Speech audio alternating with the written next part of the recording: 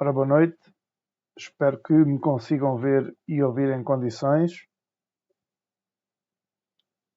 Vamos hoje aqui falar um bocadinho de virtualização é um dos temas que também vos pode aparecer nas certificações CompTIA, em qualquer uma delas, e nesse caso é importante podermos falar e explicar o que é esta questão da virtualização.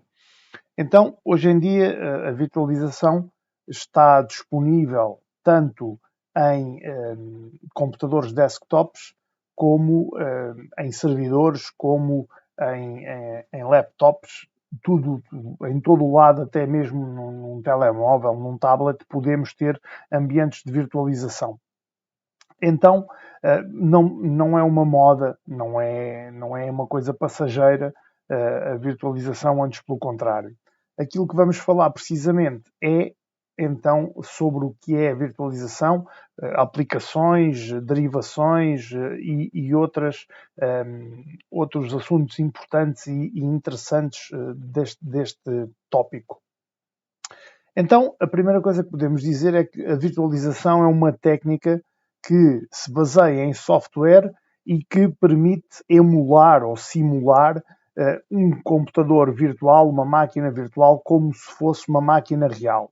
A máquina virtual pode ser criada para executar uma determinada aplicação, para passar até por um determinado equipamento, portanto ela pode ser configurada como se fosse um determinado equipamento, um equipamento muito específico, e também, inclusive, ser um servidor ou um servidor de ficheiros, um servidor web, um computador que sirva também de firewall, etc.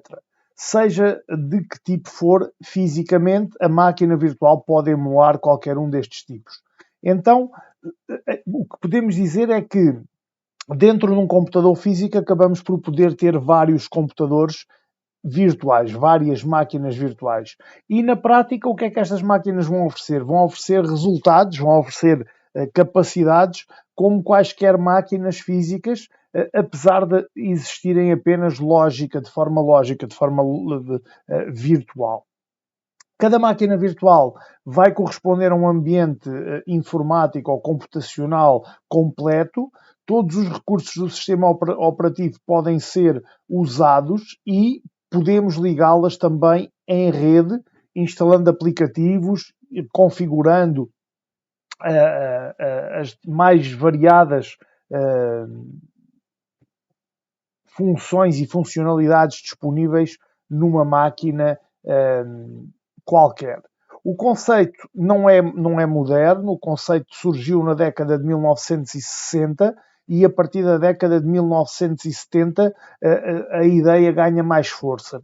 A virtualização hoje em dia é cada vez mais importante e uma das razões que levou ao surgimento desta tecnologia é que nós, numa determinada altura em que havia apenas mainframes, não é? Computadores muito poderosos, muito grandes, que dominavam todo o cenário de IT, todo o cenário da informática, não existiam computadores pessoais e então para trabalhar e emular um computador mais pequeno dentro da mainframe, usavam-se então já as máquinas virtuais.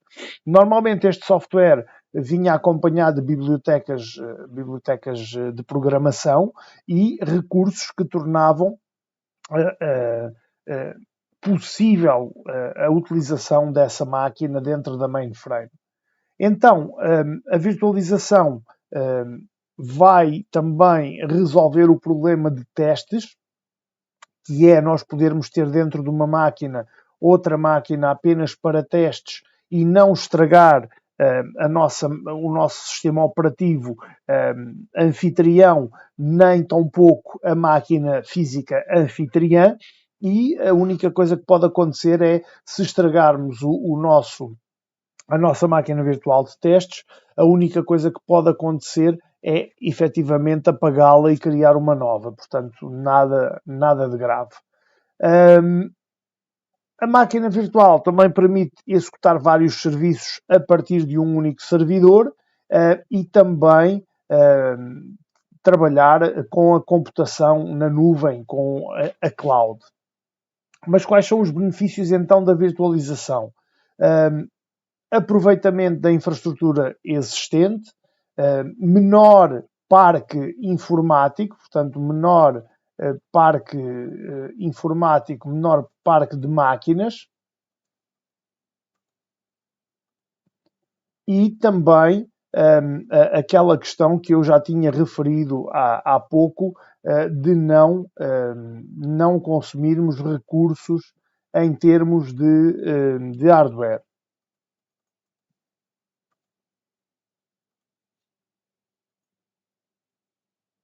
Eu tenho aqui o meu computador a parar.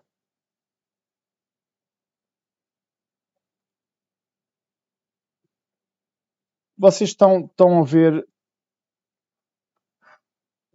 e a ouvir em condições?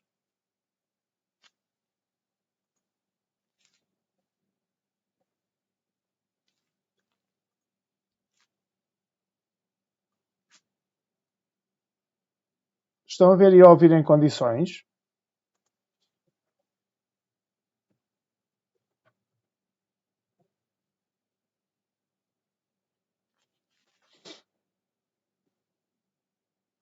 É porque eu tive aqui uma paragem no streaming, mas se calhar foi uma coisa temporária. Ok, então pronto, nesse caso eu vou prosseguir, porque foi aqui efetivamente qualquer coisa apenas na minha máquina, eventualmente, digo eu. Deixem-me só aqui fazer um teste de velocidade para não correr o perigo de isto ir abaixo.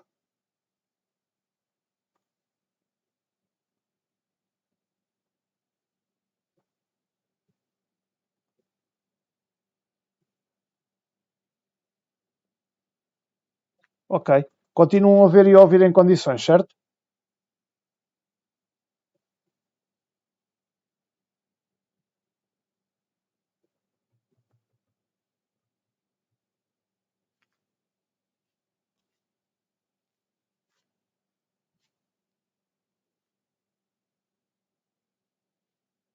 Então, nesse caso, eu vou continuar. Como eu estava a dizer, os benefícios da virtualização têm então a ver com... Foi mesmo só aqui da minha máquina, pronto, ainda bem. Tem a ver com o aproveitamento da infraestrutura existente, que permite então executar vários serviços numa só máquina, ou num só servidor, ou um conjunto de máquinas virtuais dentro apenas de um servidor ou de um serviço, e também aproveitar a capacidade de processamento desses equipamentos o mais próximo possível da sua totalidade. O parque de máquinas físicas também é menor. Podemos aproveitar para usar uma máquina mais poderosa e depois trabalhar várias máquinas virtuais dentro delas. A gestão é centralizada, porque dependendo da solução de virtualização que utilizarmos, podemos monitorizar todos os serviços e todas as máquinas num ponto centralizado e trabalhar isso também. A implementação é rápida, porquê? Porque a virtualização vai permitir que implementemos na mesma máquina física todas as outras de forma mais rápida. Podemos manter em uso um sistema mais antigo, ou seja, aquilo que é o legacy system, por exemplo, um sistema mais antigo, numa máquina virtual compatível com o nosso ambiente, dispensando uma máquina física mais velha, por exemplo. A diversidade de plataformas também é bastante grande em termos de ambientes de virtualização. Mais uma vez, os testes, também outra das vantagens.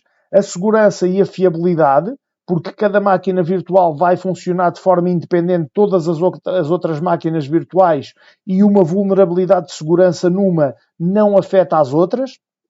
E a migração e também o fazer crescer as máquinas é muito fácil, em termos da infraestrutura. Portanto, acaba por haver aqui um leque, uma panóplia de vantagens que vale a pena. O que nos leva a como é que a virtualização funciona. Então, a virtualização vai funcionar essencialmente à base de dois atores, o host e o guest, ou seja, o hospedeiro e o hóspede. Podemos interpretar como o host, como o anfitrião, como o hospedeiro, o sistema operativo da máquina física. A partir daí, o hóspede, ou o convidado, ou o guest, vai ser o sistema que é virtual e que vai ser executado no anfitrião, no host. A virtualização só pode acontecer quando existem estes dois elementos. Depois, a forma como o anfitrião e o hóspede vão trabalhar, o anfitrião e o guest vão trabalhar, varia de acordo com a solução que nós escolhermos. Podemos usar uma Virtual Machine Monitor, ou seja, um monitor de máquinas virtuais, que também é conhecido por Hypervisor, e que acaba por ser uma plataforma implementada no nosso anfitrião e que recebe os sistemas a serem virtualizados. É claro que já estão provavelmente a pensar em algumas destas Virtual Machine Monitors que já temos falado e já temos utilizado ao longo da nossa formação e que vão utilizar ainda mais até ao final.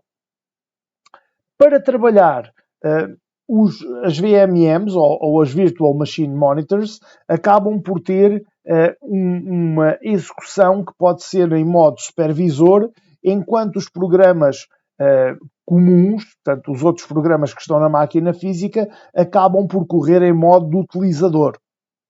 No modo supervisor, o software pode requisitar, pode fazer pedidos e instruções que lidam diretamente com recursos da hardware, por exemplo, como as funcionalidades mais específicas do processador.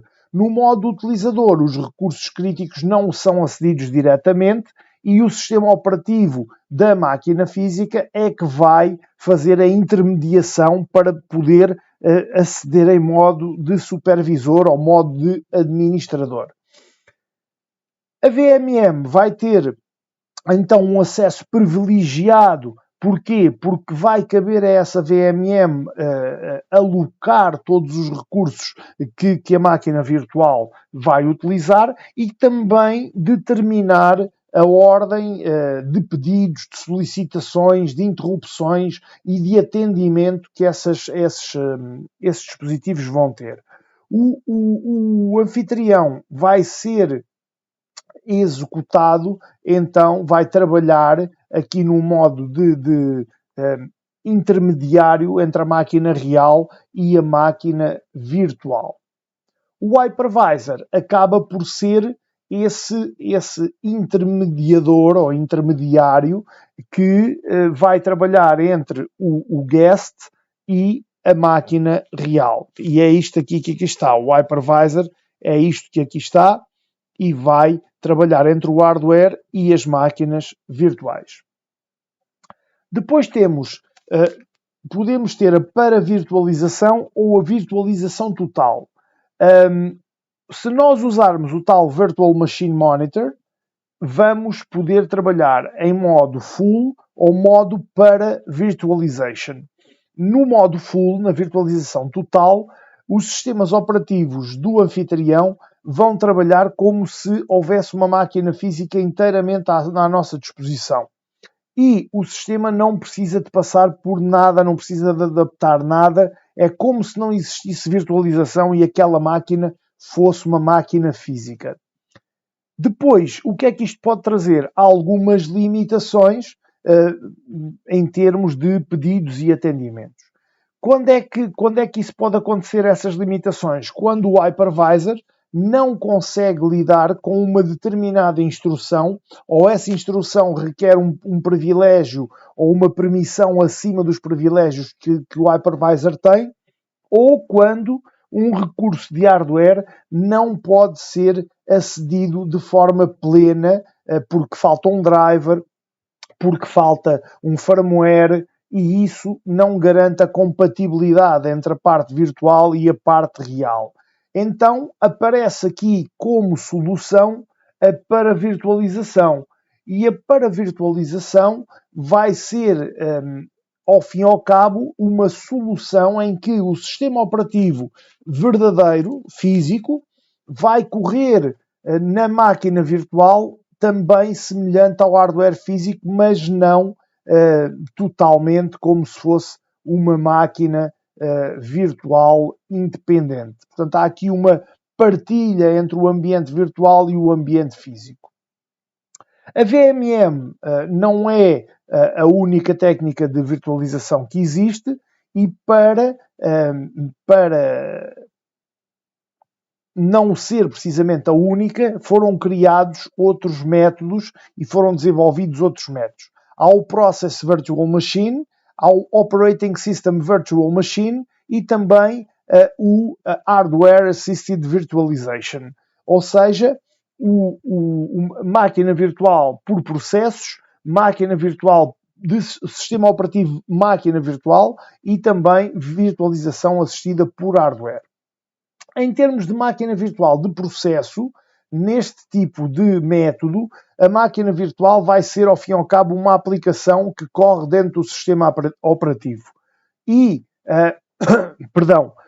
o exemplo de uma máquina deste tipo é o Java Virtual Machine, aquilo que nós precisamos para correr determinados softwares. O Virtual Machine Monitor vai ser uma camada, então, que está ligada diretamente ao hardware e está sempre ativo desde que o computador esteja ligado. A Java Virtual Machine é um exemplo disto, porque mal nós ligamos o nosso computador, a Java Virtual Machine vai ficar ativa para poder correr os sites e os programas que utilizam Java e que necessitam que ela esteja ativa. Sem ela estar ativa, esses programas também não vão trabalhar. Com certeza que já tentaram instalar alguns programas, por exemplo, o site das finanças e mais outros programas e outros sites que necessitam desta Java Virtual Machine instalada, e que quando estamos a fazer a tentativa de acesso ou de instalação dessas aplicações ou sites,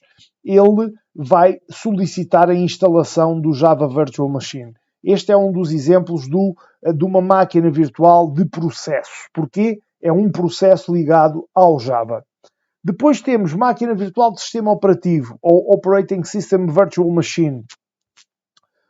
Um computador pode suportar mais que uma máquina virtual sem que uma delas saiba, entre aspas, da existência da outra. Só que muitas vezes isto pode comprometer o desempenho do computador físico, do computador real. Porquê? Porque depois são muitas máquinas virtuais a consumir muitos recursos. Para lidar com isto, os administradores podem então usar esta técnica, que é o Operating System Virtual Machine, ou a máquina virtual de sistema operativo. Aqui, a máquina física vai receber um sistema operativo, mas há uma criação de vários ambientes virtuais em cima deste sistema operativo. Cada um destes ambientes vai ter acesso a determinados recursos, como um determinado espaço em disco, uma determinada capacidade de processamento, mas partilhando todos eles o mesmo kernel, o mesmo núcleo de sistema operativo. Normalmente, um sistema também não sabe da existência do outro, um ambiente de virtualização também não sabe. Estas máquinas são muito usadas por exemplo, os serviços de alojamento dos sites na internet, na web. Cada ambiente é oferecido a um cliente como se fosse apenas um sistema exclusivo, mas, na realidade, o servidor físico está a ser partilhado. Isto é, um sistema de alojamento de um site onde eu tenho determinados recursos. O meu site parece que é um sistema único, o meu back-office do site parece que é um sistema único, que tem lá todas as ferramentas, mas, na realidade, aquilo é um pedacinho virtual de um servidor real e que tem, por exemplo, no caso da mais conhecida em Portugal, que é a amen.pt, tem milhares e milhares e milhares de pequenos ambientes destes sistemas operativos de máquina virtual em cima de um servidor real e que tem um sistema operativo real. E eu não sei o meu sistema operativo virtual do meu site, não tem conhecimento do sistema operativo do site dos vossos sites e assim sucessivamente. E isso é então o Operating System Virtual Machine. Depois temos também o hardware na virtualização. E o que é que isto significa? Por exemplo, a Intel e a AMD, que são os principais fabricantes de processadores a nível mundial, desenvolveram tecnologias que permitem aos seus processadores aprimorar o trabalho em termos de virtualização, especialmente no que diz respeito à capacidade total de virtualização.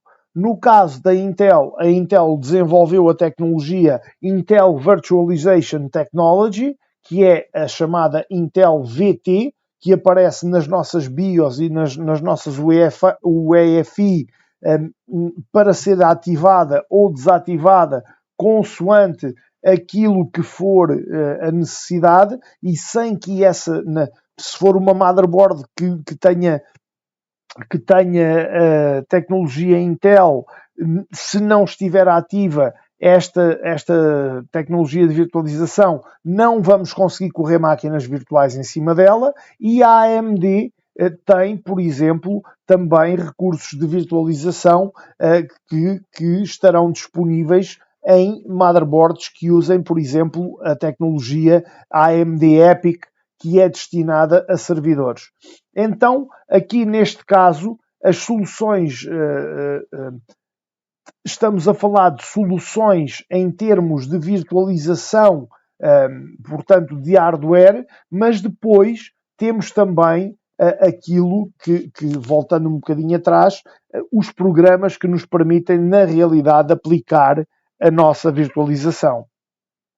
Algumas soluções mais conhecidas são a VMware que tem o VMware Workstation Player, que permite a criação de máquinas virtuais em Windows ou Linux e que vai ser gratuito para uso pessoal.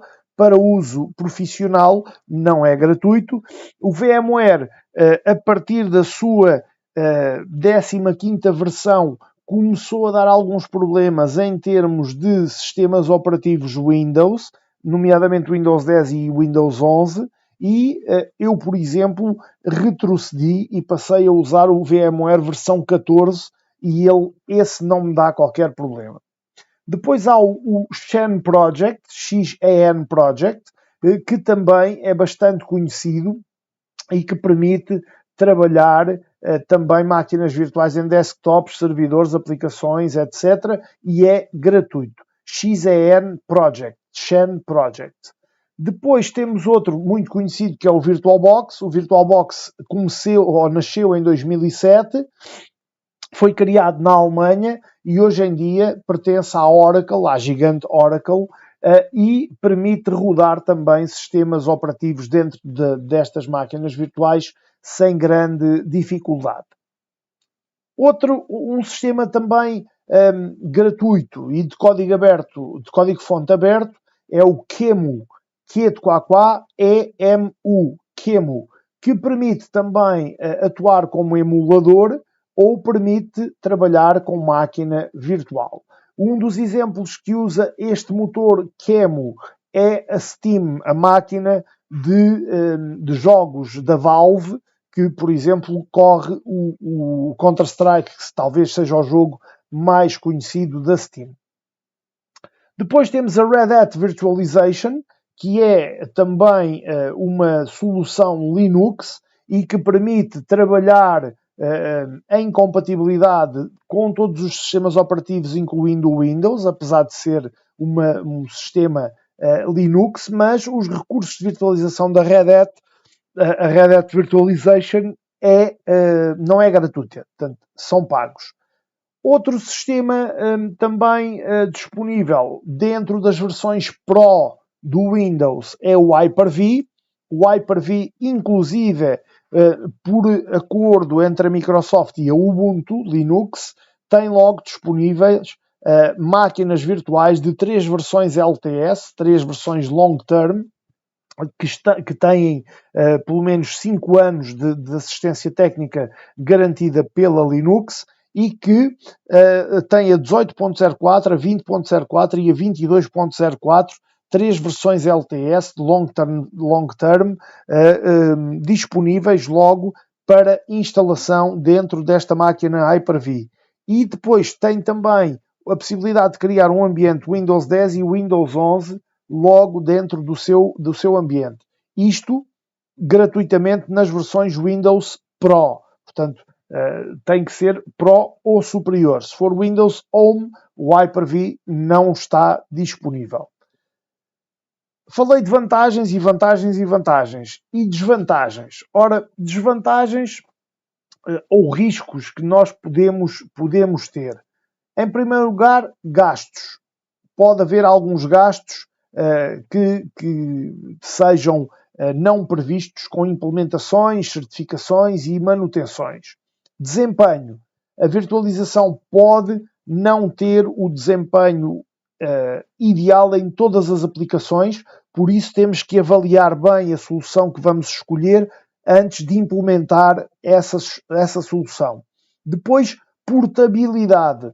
Temos de ter atenção ao migrar uma máquina virtual para um ambiente diferente daquele onde a criámos, pode levar a problemas e isto pode até ter algum grau de complexidade dependendo daquilo que formos, da migração que tentarmos fazer ou da portabilidade que tentarmos fazer.